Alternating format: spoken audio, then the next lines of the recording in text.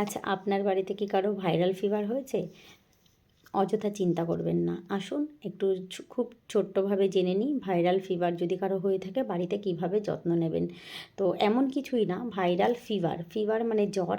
তো জ্বর আসলেই স্নান করিয়ে দিতে হবে, গা মুছিয়ে দিতে হবে। আর যদি জ্বরের মাত্রা 100 ডিগ্রি ফারেনহাইটের বেশি হয় তাহলে একটা প্যারাসিটামল দিতে হবে 650 mg। এইবার যদি বাচ্চা হয়, বাচ্চার ওজন অনুযায়ী প্যারাসিটামলটা নির্ধারণ করা হয়, সেটা ডাক্তারবাবুর পরামর্শ নিয়ে খাওয়াবেন। আর শরীরে দেখতে হবে জল শূন্যতা হচ্ছে কি না, মানে বারবার জল খেতে হবে, ওআরএসের জল খেতে হবে। ওআরএসটা অল্প অল্প করে বারবার করে খাওয়াবেন। ওআরএসের প্যাকেটটা 1 লিটার জলেই মেশাবেন, 1 লিটার জলে একটা পাউডার মেশাবেন, সেটা বারবার করে ওআরএসটা খেতে থাকতে হবে। একটা ওআরএস একবার বানালে 24 ঘন্টা রাখা যায়, 24 ঘন্টার মধ্যে ওআরএসটা খেয়ে শেষ করতে হবে।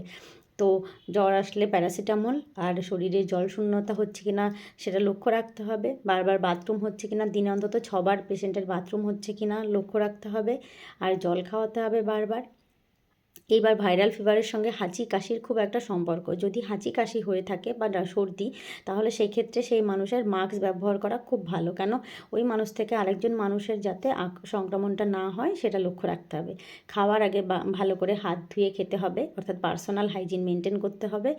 আর সহজ পাচ্য খাবার, তেল মশলা জাতীয় খাবার অ্যাভয়েড করতে হবে।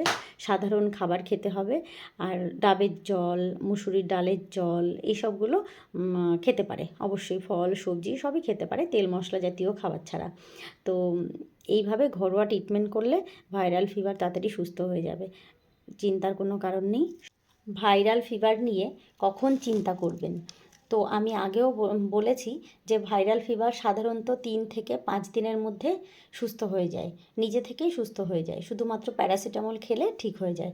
তবে যদি 3 দিনের মধ্যে দেখা যাচ্ছে জ্বর কমছে না, 3 দিনের বেশি হয়ে যাচ্ছে, তখন ডাক্তারবাবুর পরামর্শ নিতে হবে, রক্ত পরীক্ষা করতে হবে।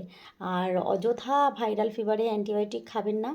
তার কারণ কি, অ্যান্টিবায়োটিক খেলে ওই অ্যান্টিবায়োটিকের উপর আমাদের শরীরে রেজিস্ট্যান্ট পাওয়ার হয়ে যায়। ভবিষ্যতে আর ওই অ্যান্টিবায়োটিক আমাদের শরীরে তখন কাজ করতে চায় না। তো এই কারণে আর ভাইরাস অ্যান্টিবায়োটিকে নষ্ট হয় না। তো ভাইরাল ফিভারের সাথে অ্যান্টিবায়োটিকের কোনো সম্পর্ক নেই, সাধারণ প্যারাসিটামল খেলেই হবে। আর করতে হবে কি, বেশি করে জল খেতে হবে, শরীরকে সুস্থ রাখতে হবে। ঠিক আছে। আর একটা যেটা কথা বলছিলাম আমি, যে ভাইরাল ফিভার হলে কখন আপনারা ভয় পাবেন বা চিন্তার কারণ হতে পারে।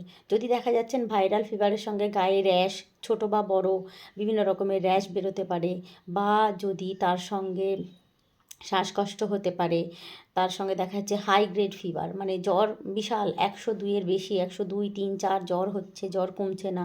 তো এই সব সিমটমগুলো দেখলে আপনারা তখন আর অপেক্ষা করবেন না, তখন সঙ্গে সঙ্গে স্বাস্থ্যকেন্দ্রে বা হসপিটালে বা ডাক্তারবাবুর কাছে নিয়ে যাবেন, পরামর্শ নেবেন, রক্ত পরীক্ষা করাবেন, সেই মতন চিকিৎসা শুরু হবে। তাহলে আরেকবার রিমাইন্ডার দিই, কখন ভাইরাল ফিভার হলে চিন্তার কারণ। যদি তার হাই ফিভার মানে অর্থাৎ 102, 3, 4 টেম্পারেচার দেখা যাচ্ছে, বা গায়ে কোনো র্যাশ থাকছে, বা শ্বাসকষ্ট থাকছে, বা খুব অসুবিধা হচ্ছে, তখন আপনারা অবশ্যই অবশ্যই নিকটবর্তী স্বাস্থ্যকেন্দ্রে নিয়ে যাবেন, ডাক্তারবাবুর পরামর্শ নেবেন, সেই মতন ট্রিটমেন্ট হবে। তো আশা করি সবাই ভালো থাকবেন, সুস্থ থাকবেন। নমস্কার।